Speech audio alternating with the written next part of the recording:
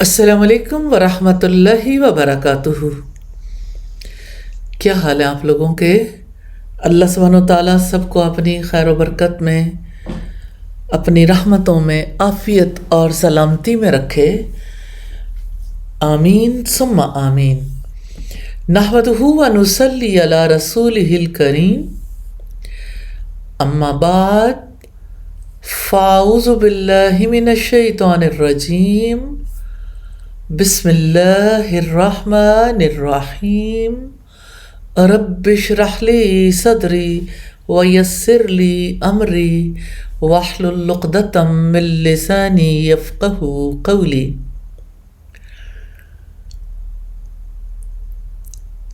اقرا کے حوالے سے یہ ہمارا موڈیول نمبر 16 ہے، اور آج ہم بات کریں گے نالج اینڈ انٹلیکچوئل ڈیولپمنٹ کے حوالے سے۔ عام طور پر یہ سمجھا جاتا ہے کہ فکری ارتقاء، انٹلیکچوئل ڈیولپمنٹ سے مراد کسی شخص کی علمی صلاحیتوں، مثلاً اس کی سوچ، استدلال، مسئلہ حل کرنے اور فیصلہ سازی کی مہارت کی نشو و نما اور ترقی ہے۔ یہ ایسا سفر ہے جو تا حیات جاری رہتا ہے۔ تعلیم فکری ارتقاء میں اہم کردار ادا کرتی ہے۔ یہ افراد کو کریٹیکل تھنکنگ، مسائل حل کرنے اور باخبر فیصلے کرنے کے لیے ضروری علم، ہنر اور صلاحیتیں فراہم کرتی ہے۔ تعلیم کے ذریعے افراد وسیع پیمانے پر نظریات، تصورات اور نقطہ نظر سے روشناس ہوتے ہیں، جو اپنے ارد گرد کی دنیا کے بارے میں ان کی سمجھ کو وسعت دیتے ہیں۔ تعلیم افراد کو ان کی علمی صلاحیتوں کو فروغ دینے میں مدد کرتی ہے۔ اسی طرح سے تعلیم کی وجہ سے انسان کی میموری انہانس ہوتی ہے، اس کو توجہ مرکوز کرنی آتی ہے اور استدلال کی مہارت اسے حاصل ہوتی ہے۔ یہ ان کی زبان اور بات چیت کی مہارت کو بھی بڑھاتی ہے، جو کہ مؤثر سیکھنے اور سماجی تعامل کے لیے ضروری ہیں۔ مجموعی طور پر تعلیم ذہنی ترقی کو فروغ دینے اور افراد کو ان کی ذاتی اور پیشہ ورانہ زندگیوں میں کامیابی کے لیے تیار کرنے کا ایک اہم عنصر ہے۔ ایک جنرل کانسیپٹ جو انٹلیکچوئل ڈیولپمنٹ کا ہے وہ میں نے آپ کے سامنے رکھا ہے فکری ارتقاء کے حوالے سے، کہ اس کی وجہ سے انسان کی جو علمی صلاحیتیں ہیں، جب ہم انہیں فروغ دیتے ہیں تو سوچ بدلتی ہے، انسان کو ریزننگ کرنی آتی ہے، پرابلمس کا سولوشن ملتا ہے اور ڈیسیجن میکنگ کی مہارت پیدا ہوتی ہے، اور پھر کس طرح سے کریٹیکل تھنکنگ کا موقع ملتا ہے انسان کو، اور پھر جو ہنر اور صلاحیتیں انسان کو چاہیے، نالج، اس سلسلے میں بھی انسان کی مدد کرتا ہے۔ اور تعلیم کی وجہ سے کس طرح سے علمی صلاحیتوں کو فروغ ملتا ہے، انسان کی یادداشت بہتر ہوتی ہے، انسان زیادہ فوکسڈ ہو سکتا ہے، ریزننگ کرنے کی مہارت حاصل ہوتی ہے، کمیونیکیشن بہتر ہو سکتی ہے، انسان کی زبان بہتر ہو جاتی ہے، اور افیکٹو لرننگ کے لیے اور سماجی تعامل کے لیے انٹلیکچوئل ڈیولپمنٹ بہت ضروری ہے۔ انسان سوشلی کٹ آف ہو جاتا ہے جب اس کے پاس نالج نہیں ہوتا، جب ایک انسان اپنی فکری ارتقاء کے لیے کوشش نہیں کرتا، تو تعلیم ذہنی ترقی کو فروغ دیتی ہے اور پیشہ ورانہ زندگیوں میں کامیابی کے لیے تیار کرتی ہے۔ میں بہت اہم تصور آپ کے سامنے رکھنا چاہتی ہوں۔ اللہ سبحانہ و تعالیٰ کا کلام اس بارے میں کیا کہتا ہے کہ فکری ارتقاء کیسے ہوتا ہے اور اسلام میں اس کی کیا اہمیت ہے، اس کو سمجھنے کی ضرورت ہے۔ اللہ سبحانہ و تعالیٰ نے انسان کو جسم، عقل اور روح عطا کی ہے اور اسے احسن تقویم میں پیدا کیا۔ رب العزت کا فرمان ہے لَقَدْ خَلَقْنَا الْإِنسَانَ فِي أَحْسَنِ تَقْوِيمٍ ثُمَّ رَدَدْنَاهُ أَسْفَلَ سَافِلِينَ۔ بلا شبہ یقیناً ہم نے انسان کو بہترین ساخت پر پیدا کیا، پھر ہم نے اس کو لوٹا کر نیچوں سے سب سے نیچا کر دیا۔ إِلَّا الَّذِينَ آمَنُوا وَعَمِلُوا الصَّالِحَاتِ فَلَهُمْ أَجْرٌ غَيْرُ مَمْنُونٍ۔ مگر وہ لوگ جو ایمان لائے اور جنہوں نے نیک عمل کیے تو ان کے لیے کبھی نہ ختم ہونے والا اجر ہے۔ تو یہاں سے ہمیں پتہ چلتا ہے کہ دو طرح کے لوگ ہیں۔ ان آیات سے واضح ہوتا ہے کہ ہر انسان کی دو طرح کی تقدیر ہو سکتی ہے۔ وہ احسن تقویم سے اسفل سافلین میں لوٹ سکتا ہے اور وہ احسن تقویم پر قائم رہ سکتا ہے۔ تو وہ کیا فیکٹرز ہیں جو یہ فیصلہ کرتے ہیں کہ کوئی انسان اسفل سافلین میں جاتا ہے یا احسن تقویم پر رہتا ہے؟ اللہ سبحانہ و تعالیٰ نے ہمیں بتایا اپنی کتاب میں وہ دو چیزیں ہیں، ایمان اور اعمال صالحہ۔ تو یہ ایمان کیا ہے؟ کیا یہ صرف چند الفاظ کا زبان سے اقرار کر لینا ہے؟ کیا یہ صرف زبان سے لا الہ الا اللہ کہہ دینا ہے؟ کیا زبان سے لا الہ الا اللہ کہنے والا اور اعضاء سے چند عمل کرنے والا ایمان والا بن جاتا ہے؟ یہی غلط فہمی تو چند اعرابیوں کو ہوئی تھی، جن کے بارے میں رب العزت نے فرمایا قالت الاعراب آمنا قل لم تؤمنوا ولكن قولوا اسلمنا ولما يدخل الايمان في قلوبكم۔ عربی کہتے ہیں کہ ہم ایمان لائے، کہو کہ تم ایمان نہیں لائے، بلکہ یوں کہو کہ ہم نے اسلام قبول کیا اور ابھی تک ایمان تمہارے دلوں میں داخل نہیں ہوا۔ دوسری طرف قرآن مجید کی سورہ المائدہ میں کچھ اور طرح کے اہل ایمان کا اس طرح ذکر کیا گیا ہے، اور جب وہ اس کلام کو سنتے ہیں جو رسول پر اتارا گیا، سورہ المائدہ ہے اور 7ویں پارے کا آغاز ہے، رب العزت نے تذکرہ کیا ہے ان لوگوں کا جن کے اندر ایمان نے بہت گہری تبدیلی پیدا کر دی تھی۔ فرمان ہے جہانوں کے بادشاہ کا،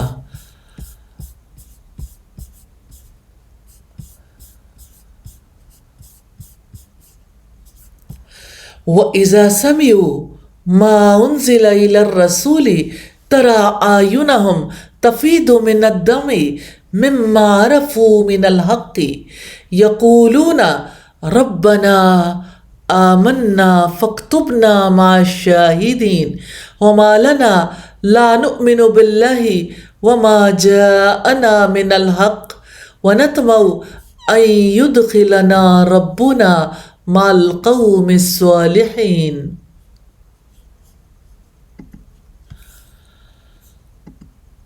فَأَصَابَهُمُ اللَّهُ بِمَا قَالُوا جَنَّاتٍ تَجْرِي مِن تَحْتِهَا الْأَنْهَارُ خَالِدِينَ فِيهَا وَذَلِكَ جَزَاءُ الْمُحْسِنِينَ۔ اور جب وہ اس کلام کو سنتے ہیں جو رسول پر اتارا گیا تو آپ دیکھو گے کہ ان کی آنکھوں سے آنسو جاری ہیں، اس سبب سے کہ انہوں نے حق کو پہچان لیا۔ وہ پکار اٹھتے ہیں کہ اے ہمارے رب، ہم ایمان لائے، تو ہمیں گواہی دینے والوں میں لکھ دے، اور ہم کیوں نہ ایمان لائیں اللہ تعالیٰ پر اور اس حق پر جو ہمیں پہنچا ہے، جبکہ ہم یہ آرزو رکھتے ہیں کہ ہمارا رب ہم کو صالح لوگوں کے ساتھ شامل کر لے، اللہ تعالیٰ ان کو اس قول کے بدلے میں ایسے باغ دے گا جن کے نیچے نہریں بہتی ہوں گی، وہ ان باغوں میں ہمیشہ رہیں گے، اور یہی بدلہ ہے نیک عمل کرنے والوں کا۔ ان دونوں آیات سے واضح ہوتا ہے کہ ایمان کی حقیقت کیا ہے۔ وہ کون خوش نصیب لوگ ہیں جن کے ایمان کو اللہ تعالیٰ کے یہاں قبولیت حاصل ہوگی اور وہ ابدی جنتوں میں داخل کیے جائیں گے، جہاں وہ کبھی نہ ختم ہونے والی خوشیوں اور راحتوں میں زندگی گزاریں گے۔ پہلی بات یہ ہے کہ صرف زبان سے ایمان کے کلمات ادا کر دینے سے اللہ تعالیٰ کے یہاں کوئی ایمان والا شمار نہیں کیا جاتا۔ اللہ سبحانہ و تعالیٰ کا مطلوب ایمان وہ ہے جو دل میں داخل ہو جائے۔ زبان سے جو کلمہ ایمان ادا کیا جاتا ہے وہ در حقیقت آدمی کی طرف سے قبولیت ایمان کا ایک لفظی اظہار ہے۔ اصل مطلوب ایمان یہ ہے کہ ایمان کی حقیقت دل کی گہرائیوں میں داخل ہو جائے، وہ انسان کے شعور کا سب سے زیادہ اہم حصہ بن جائے، اس کے ذریعے آدمی کے اندر ربانی شخصیت کی تعمیر ہونے لگے۔ یہ ایمان دل میں کیسے داخل ہوتا ہے؟ حقیقی ایمان تو یہ ہے کہ انسان یہ پہچان لے کہ وہ صرف ایک عاجز بندہ ہے، ہر قسم کی بڑائیاں اور تمام قسم کے کمالات صرف اللہ تعالیٰ کو حاصل ہیں۔ پھر یہ عمل اس کو اس حد تک متاثر کرے کہ وہ اپنے آپ کو اللہ تعالیٰ کے آگے ڈال دے، تو اسی گہرے ایمانی تجربے کا نام معرفت ہے، ریئلائزیشن ہے، اور یہ معرفت ایمان کا آغاز ہے۔ ایمان جب تک حق کی گہری معرفت نہ بنے، اللہ تعالیٰ کے نزدیک اس کی کوئی قیمت نہیں۔ معرفت کے لفظی معنی پہچاننے کے ہیں۔ دینی اصطلاح میں اس کا مطلب ہوتا ہے کہ انسان اپنے رب کو پہچانے، وہ اپنے شعور کو اس طرح بیدار کرے کہ اس کو خالق اور مخلوق، عبد اور معبود کے درمیان تعلق کی گہری پہچان ہو جائے۔ معرفت شعوری دریافت کا نام ہے، وہ کسی پراسرار چیز کا نام نہیں ہے۔ معروف لغوی اور مفسر راغب الاصفہانی نے لکھا ہے، معرفت یا عرفان کا لغوی مطلب یہ ہے کہ آدمی کسی چیز کی علامت میں غور و فکر کر کے اس کی حقیقت کو دریافت کرے، اور اللہ تعالیٰ کی معرفت یہ ہے کہ انسان اللہ سبحانہ و تعالیٰ کو اس کی نشانیوں میں غور و فکر کے ذریعے دریافت کرے، نہ کہ اس کی ذات میں۔ یوں ہم دیکھتے ہیں کہ معرفت صرف علم سے نہیں ملتی۔ اللہ سبحانہ تعالیٰ کو پہچاننے کا تعلق غور و فکر سے، تفکر سے۔ غور و فکر ایک انٹلیکچول پروسیس ہے جس میں انسان چیزوں کے بارے میں گہرائی سے سوچتا ہے، اور علم ہی کسی انسان کے اندر معرفت کی ابتدائی صلاحیت پیدا کرتا ہے۔ یعنی چیزوں پر گہرائی کے ساتھ غور و فکر کرنا علم کی وجہ سے ممکن ہوتا ہے۔ جب کوئی شخص معرفت کو اپنا مرکز توجہ بناتا ہے، وہ مسلسل طور پر اس کے بارے میں سوچتا ہے، وہ تخلیق میں خالق کو جاننے کی کوشش کرتا ہے، تو اس کی انٹلیکچول ڈیولپمنٹ ہوتی ہے۔ ایسا ہو سکتا ہے کہ کوئی پھول کے رنگ کو دیکھے، کوئی پھول کی نزاکت کو دیکھے، کوئی پھول کی بناوٹ کو دیکھے، کوئی پھول پیدا ہونے کے پروسیس کو دیکھے، اور ایسا بھی ہو سکتا ہے کوئی پھول کو پیدا کرنے والے کو دیکھے۔ پھول کے جمال میں خالق کا جمال دیکھے، پھول کی نزاکت میں اس کی لطافت کو دیکھے، پھول کی خوشبو میں اس ذات کریم کی رحمت کو دیکھے، اور پھول کے پروسیجرز میں اس کے اگنے اور اس کے اس لیول تک پہنچنے اور آگے نئے پھولوں کے لیے کیا رول پلے کرتے ہیں سیڈز، اس پر غور و فکر کرے، اور غور و فکر کر کے اس نظام کو بنانے والے کو دیکھے۔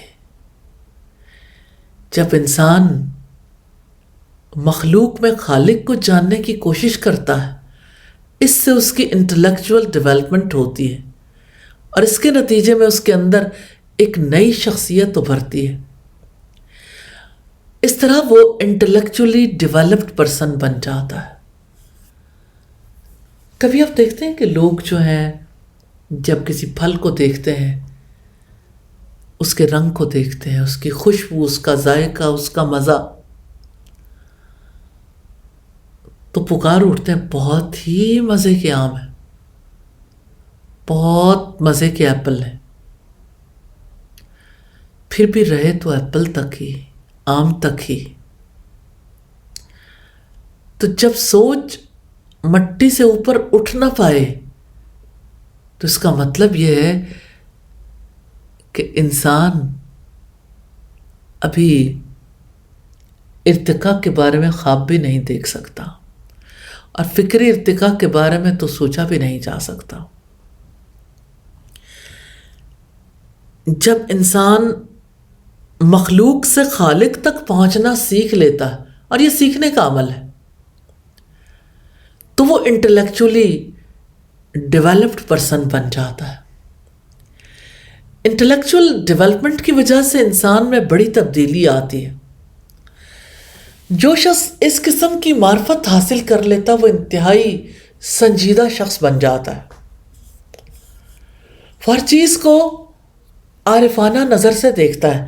عارفانہ نظر سے مراد یہ وہ عارفانہ یا عارف ہونا نہیں ہے جو ہمارے یہاں عام طور پر ڈسکس ہوتا ہے۔ جو ہر چیز کو عارفانہ نظر سے دیکھتا ہے وہ شدت کے ساتھ اپنا محاسبہ کرنے لگتا ہے۔ اس کی عبادت اور اس کے اخلاق اور معاملات میں اللہ سبحانہ و تعالیٰ کی پہچان کے اثرات دکھائی دینے لگتے ہیں۔ اس کو فرشتوں کی ہم نشینی حاصل ہو جاتی ہے۔ اس کا لگاؤ سب سے زیادہ ان چیزوں میں ہو جاتا ہے جو اللہ سبحانہ و تعالیٰ کی پہچان کی غذا دینے والی۔ وہ اس ماحول میں جیتا ہے اور معرفت کی ہواؤں میں سانس لیتا ہے۔ تو اللہ سبحانہ و تعالیٰ کی معرفت ایک انٹلیکچول پروسیس ہے، ایک فکری عمل ہے۔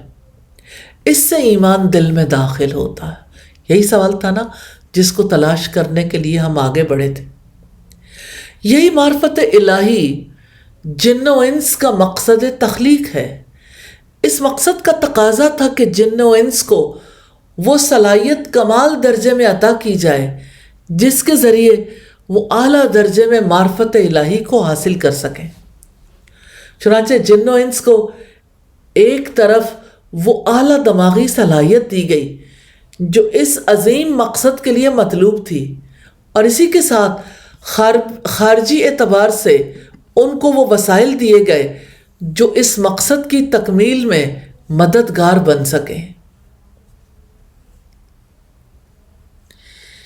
معرفت کے لفظی معنی ہیں ادراک، ریئلائزیشن، یعنی کسی چیز کو کامل درجے میں پہچاننا، اور دوسرے لفظوں میں اسے ہم انٹلیکچول ڈسکوری بھی کہہ سکتے ہیں۔ یہ دریافت کسی وقتی واقفیت کا نام نہیں ہے کہ ایک وقت میں بیٹھے ایک سیشن لے لیا، اس کو اچھے طریقے سے یاد کرنے کی کوشش کر لی اور یہ سمجھ لیا کہ ہم نے اللہ سبحانہ و تعالیٰ کی معرفت حاصل کر لی۔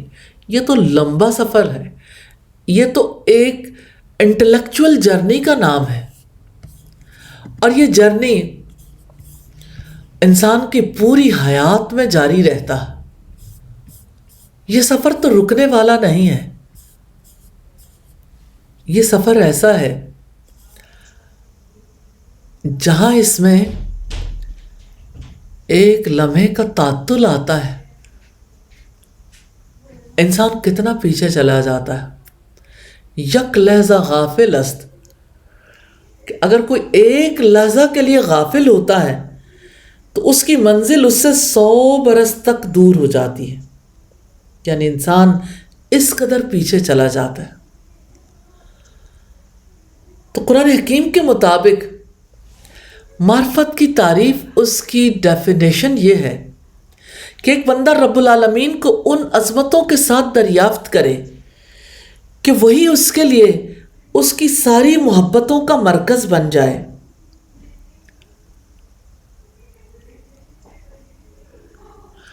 اور اس کی خشیت کے جذبات تمام تر اسی کے ساتھ وابستہ ہو جائیں۔ اللہ اکبر! یہ ہے اللہ کی پہچان کے اثرات جو انسان پر مرتب ہوتے ہیں۔ قرآن حکیم کے مطابق معرفت کی تعریف یہ ہے کہ ایک بندہ رب العالمین کو ان عظمتوں کے ساتھ دریافت کرے کہ وہی اس کے لیے اس کی ساری محبتوں کا مرکز بن جائے،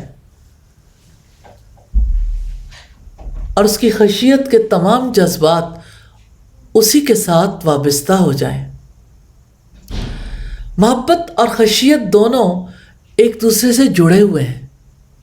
ایک بندہ جب تدبر اور تفکر کے ذریعے خالق کائنات کو اس کی صفات کمال کے ساتھ دریافت کرتا ہے تو اس کے دل میں بے پناہ حد تک اپنے رب کا اعتراف پیدا ہو جاتا ہے۔ اسی کے ساتھ جب وہ اس حقیقت کو دریافت کرتا ہے کہ دینے والا خدا ہے، اس کے سوا کوئی اور دینے والا نہیں، تو اس کے دل کی گہرائیوں میں یہ اندیشہ پیدا ہو جاتا ہے کہ اگر میں اللہ تعالیٰ کی رحمتوں سے محروم ہو جاؤں تو زمین و آسمان میں میرا کوئی ٹھکانہ نہ ہوگا۔ اللہ تعالیٰ کے کلمات کی ڈسکوری، معرفت یہ ہے کہ انسان حالت غیب میں اپنے رب کو پہچانے، دیکھے بغیر اسے دیکھ لے، اور انسان کو اللہ تعالیٰ کی موجودگی کا حسیاتی تجربہ ہونے لگے۔ ہر چیز کی ایک قیمت ہوتی ہے، اور اللہ سبحانہ و تعالیٰ کی پہچان کی بھی ایک قیمت ہے۔ وہ قیمت بنیادی طور پر یہ ہے کہ انسان ایلیمنٹ آف ڈاؤٹ کو پھاڑ کر اس کے پیچھے حقیقت اعلیٰ کو دیکھ لے، اور ایلیمنٹ آف ڈاؤٹ کو پھاڑنے میں وہی شخص کامیاب ہو سکتا ہے جو اپنے آپ کو ہر قسم کے ڈسٹریکشن سے بچائے، جو اپنے آپ کو کامل یکسوئی کے ساتھ معرفت کے حصول میں لگا دے۔ آپ جانتے ہیں کہ ڈسٹریکشن میں ہر وہ چیز شامل ہے جو انسان کی توجہ کو مقصد اعلیٰ سے ہٹانے والی ہو۔ اس میں ہر قسم کے منفی جذبات شامل ہیں۔ یہ بات بہت توجہ طلب ہے۔ مثال کے طور پر نفرت ہے۔ نفرت ڈسٹریکٹ کر دیتی ہے۔ نفرت کے ساتھ آپ اللہ سبحانہ و تعالیٰ کو نہیں پہچان سکتے، آپ کو ٹائم ہی نہیں ملتا۔ آپ کے جذبات آپ کو توجہ کرنا ہی نہیں دیتے۔ اسی طرح تعصب ہے۔ تعصب کے ساتھ آپ رب کی طرف نہیں بڑھ سکتے۔ فخر آپ کی آنکھوں پر پٹی باندھ دیتا ہے۔ احساس برتری انسان کو دماغی طور پر معوف کر دیتا ہے، اور خواہش کی پیروی انسان کو اسفل سافلین تک لے جاتی ہے۔ یہ سب انسان کے فکری ارتقاء کے راستے کی رکاوٹ بنتے ہیں۔ انسان انٹلیکچولی ڈیولپ ہی نہیں ہو سکتا۔ انسان کو جو دماغ دیا گیا ہے وہ بے پناہ صلاحیتوں کا حامل ہے۔ وہ کوئی عبث چیز نہیں ہے۔ وہ اس لیے کہ آدمی اپنے دماغ کو انفولڈ کرے اور اس کو حقائق ربانی کی دریافت کے لیے استعمال کرے۔ قرآن حکیم میں ہمیں یہ بتایا گیا ہے کہ رب کے کلمات کتنے ہیں۔ سورہ لقمان میں رب العزت نے فرمایا ہے کہ رب کے کلمات اتنے ہیں، اتنے زیادہ ہیں جن کی کوئی حد نہیں، اور ان کلمات کو ایک انسان اگر دریافت کرنا چاہے تو آپ کو حیرت ہوگی اس بات پہ کہ جتنے کسی فرد کے دماغ میں پارٹیکل ہوتے ہیں وہ پوری کائنات میں موجود پارٹیکل کے برابر ہے۔ تو انسانی دماغ کے جو امکانات ہیں، پوٹینشل ہے، وہ بھی لامحدود ہے۔ انسان کو یہ غیر معمولی صلاحیت کس لیے دی گئی؟ کہ وہ اس کو استعمال کر کے انٹلیکچولی ڈیولپڈ ہو جائے، وہ اللہ سبحانہ و تعالیٰ کو پہچاننے کے قابل ہو جائے۔ حقیقت یہ ہے کہ جنت میں اہل جنت کا سب سے محبوب مشغلہ پھل کھانا ہوگا، اور وہ پھل جانتے ہیں کون سے ہیں؟ اللہ سبحانہ و تعالیٰ کے لامحدود کلمات کو ابدی طور پر دریافت کرتے رہنا، ڈسکوری ڈسکوری ڈسکوری۔ ایتھیسٹ جنت کے بارے میں ایک عجیب کانسیپٹ رکھتے ہیں کہ جنت میں انسان صرف کھائے پیے گا اور اپنی خواہشات پوری کرے گا، اور انٹلیکچولی وہ ڈیولپ نہیں ہو سکے گا، اور جتنی اس کی دنیا میں انٹلیکچوئل ڈیولپمنٹ ہو چکی وہ بھی کسی کام نہیں آئے گی۔ حقائق کا درست اندازہ لگانا نہیں ہے۔ دنیا میں بھی اللہ سبحانہ و تعالیٰ نے یہ کائنات، اتنی وسیع کائنات اس لیے بنائی ہے کہ انسان مخلوق سے خالق تک پہنچ سکے، تو ایک ایک چیز سے پہنچ سکتے ہیں۔ تو موجودہ دنیا دراصل اس لیے ہے کہ انسان اپنے آپ کو جنت کے اس لامحدود عمل کے لیے پریپیئر کرے۔ جنت کی سب سے بڑی خوشی انٹلیکچوئل ڈیولپمنٹ کی ہے، معرفت کے حصول کی ہے، اللہ سبحانہ و تعالیٰ کی پہچان کی ہے۔ حصول معرفت کا یہ سفر جنت میں ابدی طور پر جاری رہے گا۔ اس کے علاوہ جنت میں جو مادی نعمتیں ملیں گی وہ دراصل اللہ سبحانہ و تعالیٰ کی مہمان نوازی کے طور پر ملیں گی۔ انٹلیکچوئل ڈیولپمنٹ کے لیے پیور ہارٹ چاہیے۔ قرآن مجید کی سورہ الشعراء میں رب العزت نے واضح فرمایا ہے کہ آخرت میں جنت میں داخلے کا مستحق وہ قرار پائے گا جو قلب سلیم کے ساتھ وہاں پہنچے گا، الا من اتی اللہ بقلب سلیم، مگر جو پیور ہارٹ، سالم دل لے کر آیا، علائش سے پاک دل لے کر آیا۔ ضحاک بن مزاحم تابعی نے قلب سلیم کی تفسیر قلب خالص سے کی ہے، اور قلب سلیم سے مراد ہے علائش سے پاک قلب، پیور ہارٹ، یعنی جو شخص دنیا میں اپنی فطرت کو علائش سے بچائے اور صحیح فطرت کے ساتھ آخرت میں پہنچے۔ حقیقی معنویت کے اعتبار سے اس آیت کا مطلب یہ ہے کہ جو انسان اپنے شعور کی اصلاح کرے، جو اپنی فطرت کو بعد کی علائشوں سے پاک کرے، جو ماحول کی کنڈیشننگ کو توڑ کر اپنے آپ کو ایک ڈی کنڈیشنڈ مائنڈ بنائے، ایسے ہی انسان کو اللہ سبحانہ و تعالیٰ کی پہچان ملے گی۔ اصل میں دنیا میں ہم سے مطلوب بھی یہی ہے، کرنے والا کام بھی یہی ہے، اپنے مائنڈ کو ڈی کنڈیشنڈ کرنا۔ تو جو ڈی کنڈیشنڈ مائنڈ ہے نا، حالات سے متاثر نہیں ہے، اس انسان کو اللہ تعالیٰ کی معرفت حاصل ہوتی ہے۔ ایسا ہی انسان صراط مستقیم پر چل سکے گا۔ اب آپ دیکھیے کہ انسان کا مائنڈ کنڈیشنڈ ہو جاتا ہے۔ کتنے ہی مائیں ہیں جو اپنے بچوں کی تربیت کرتی ہیں تو انہیں کنڈیشنڈ کرتی ہیں اپنی ویلیوز کے ساتھ۔ اب آپ بتائیے کہ آپ کب اختلاف کریں گے؟ آپ کہیں گے کہ ویلیوز کے ساتھ کنڈیشنڈ ہونا چاہیے؟ آپ یہ کہیں گے کہ ہاں بچوں کو جو ہے وہ ایسوسیٹ ہونا چاہیے، ایسوسیشنز ان کی بڑی اسٹرانگ ہونی چاہیے؟ لیکن آپ اگر اس پہ غور کریں گے نا، کنڈیشنڈ مائنڈ کیسا ہوتا ہے، تو آپ کو پتہ چلے گا کہ وہ اس ماحول کے علاوہ کہیں چلتا ہی نہیں، کوئی نئی بات قبول کرنے کے لیے تیار ہی نہیں ہوتا۔ نو کریٹیوٹی، نو انوویشن، نتھنگ۔ اب آپ دیکھیے کہ اہل عرب کا مائنڈ کنڈیشنڈ تھا بت پرستی کے ساتھ، تو اسلام نے کیا کیا؟ ریزننگ کی کہ دیکھو تو صحیح، سوچو تو صحیح، کر کیا رہے ہو؟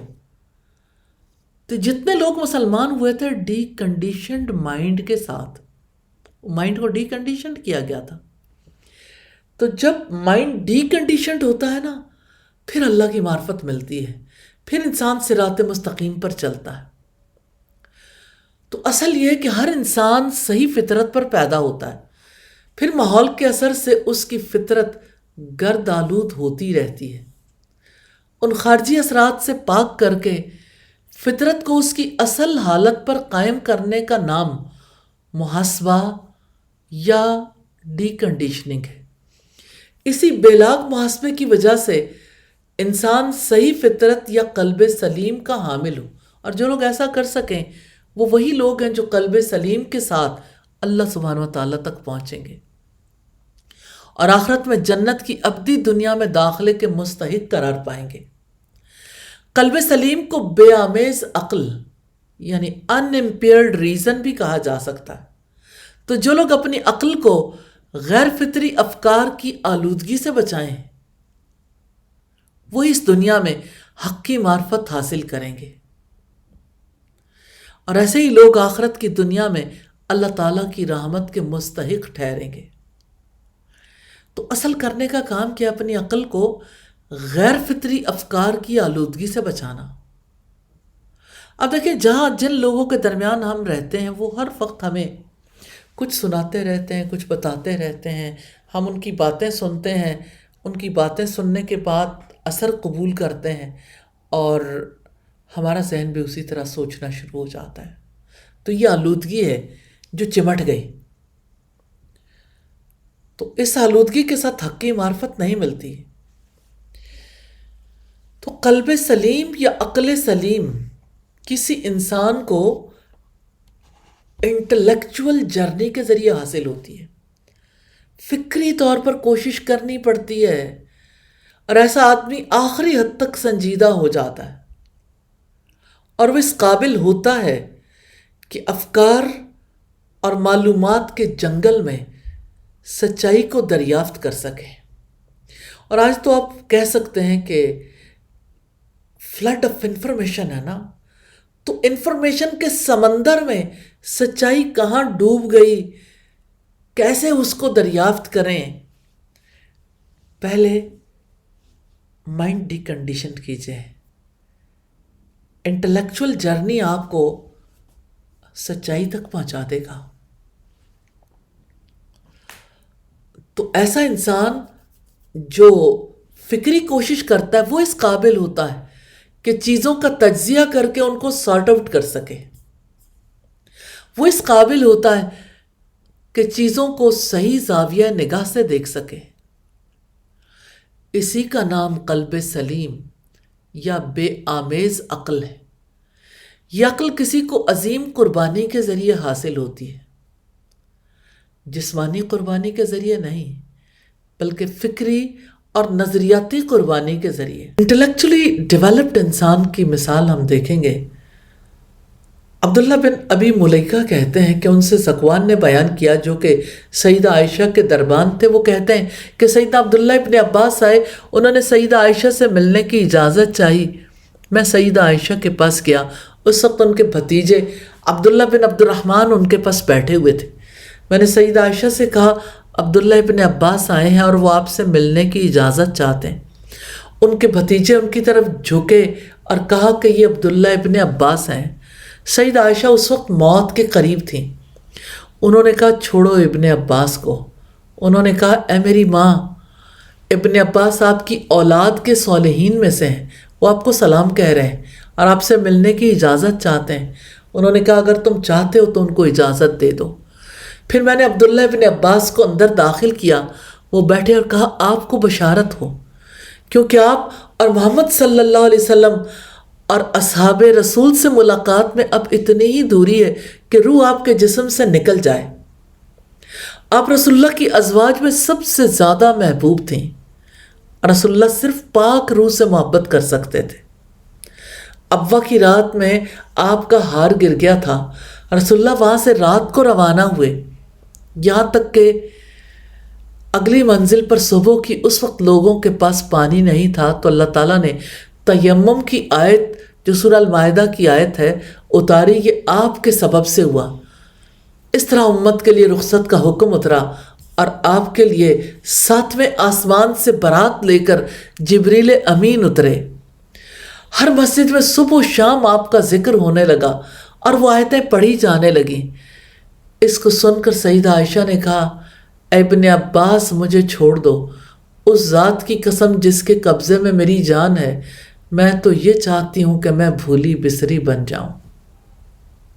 سیدہ عائشہ انٹلیکچولی ڈیولپڈ انسان تھی۔ وہ اللہ تعالیٰ کی معرفت رکھتی تھی۔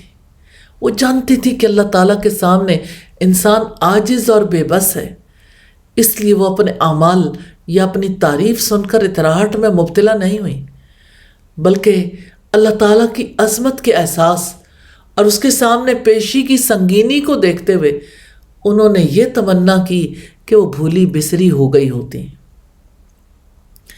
سیدہ عائشہ رضی اللہ تعالی عنہ کی یہ انٹلیکچوئل ڈیولپمنٹ کیسے ہوئی تھی؟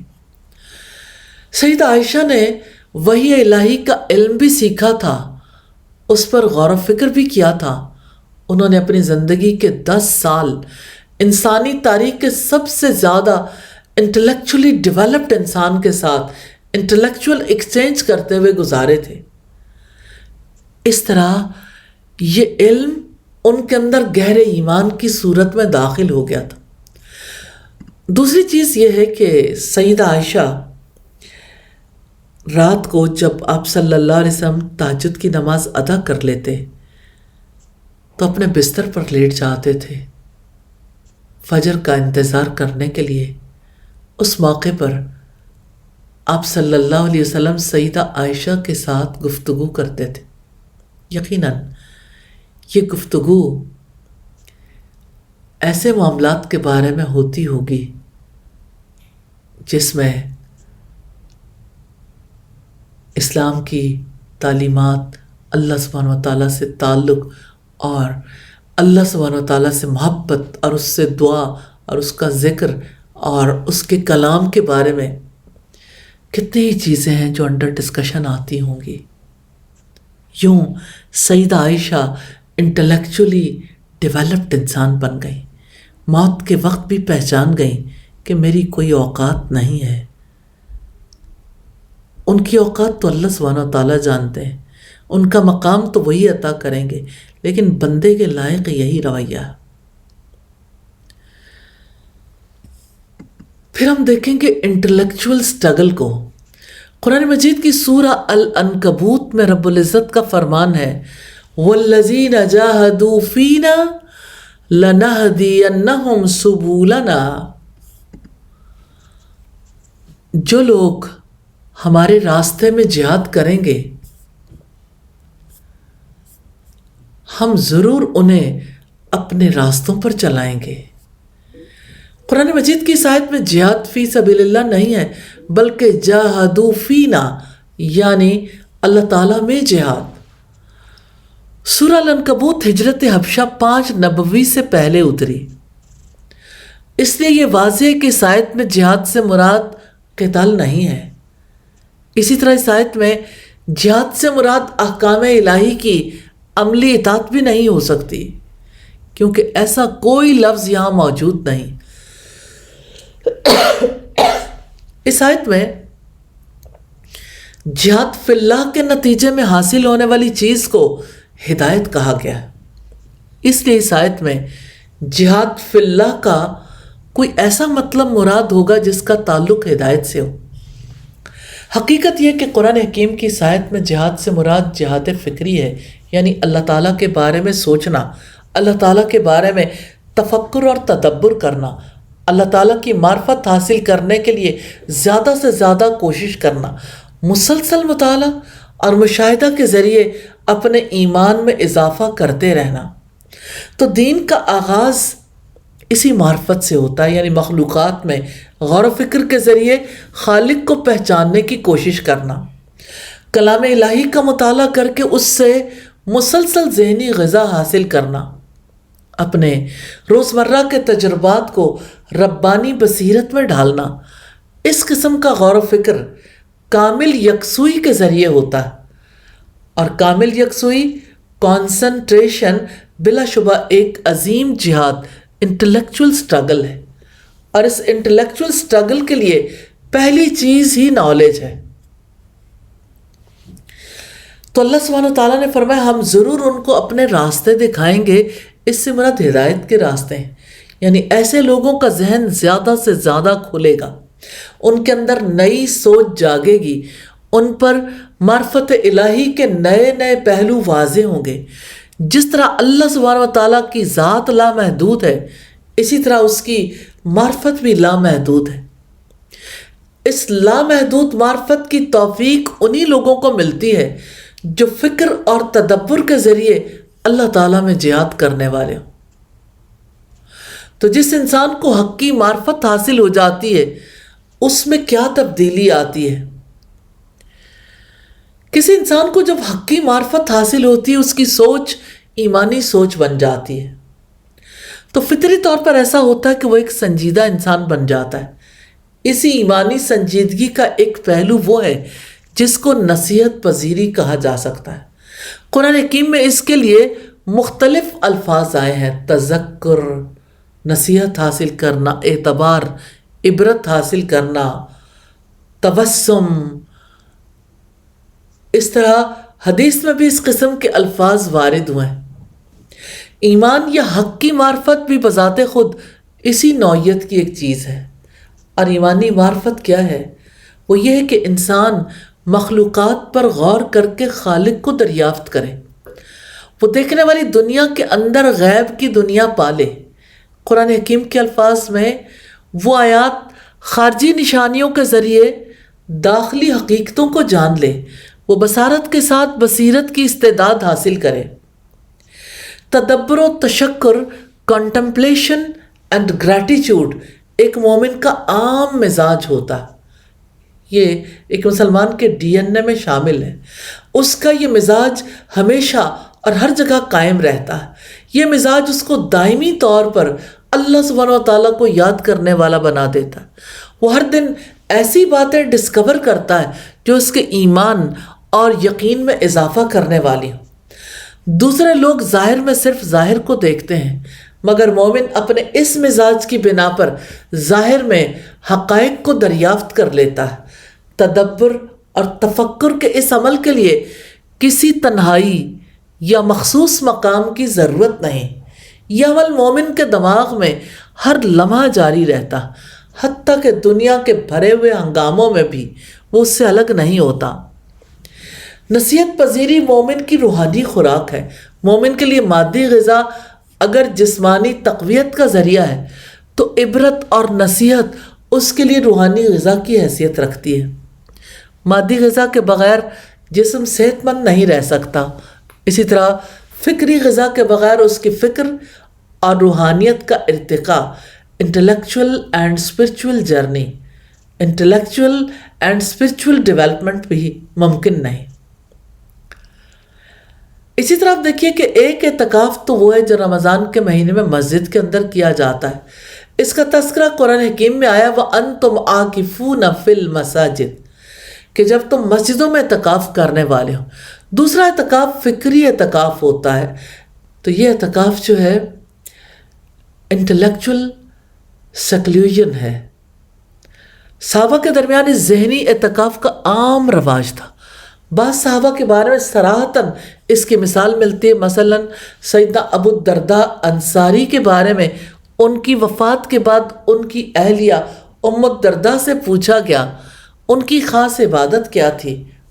ام درداء نے جواب دیا التفکر والاعتبار، غور و فکر کرنا اور نصیحت پکڑنا۔ یہ فکری اعتکاف وہی چیز ہے جس کے لیے قرآن حکیم میں اس قسم کے الفاظ آئے ہیں: تفکر، تدبر، تذکر، تبسم اور تعقل۔ اس سے مراد ہے چیزوں پر سوچنا۔ سوچنے کا یہ عمل بے حد اہم ہے۔ سوچنے کے عمل سے تمام اعلیٰ صفات پیدا ہوتی ہیں، مثلا حکمت، وزڈم، معرفت، ذہنی ارتقاء، ازدیاد ایمان، گہرے معانی کی دریافت وغیرہ۔ یہ فکری اعتکاف کسی مومن کے لیے بے حد اہمیت کا حامل ہے، مگر اس کی ایک لازمی شرط ہے، اور وہ ہے ہر قسم کے ڈسٹریکشن سے اپنے آپ کو بچانا، اس کے بغیر فکری اعتکاف کسی آدمی کے لیے ممکن نہیں۔ حقیقت یہ ہے کہ ذہنی اعتکاف ایک مسلسل فکری عمل ہے، انٹلیکچول پروسیس کا نام ہے۔ اسی فکری عمل سے وہ چیز حاصل ہوتی ہے جس کو قرآن حکیم میں ازدیاد ایمان، ایمان پلس کہا گیا ہے۔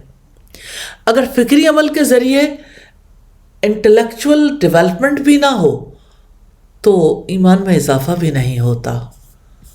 اللہ سبحانہ وتعالیٰ سے دعا ہے ہمیں ایمان میں اضافے کے لیے، فکری ارتقاء کے لیے سٹرگل کرنے کی توفیق عطا فرما دے۔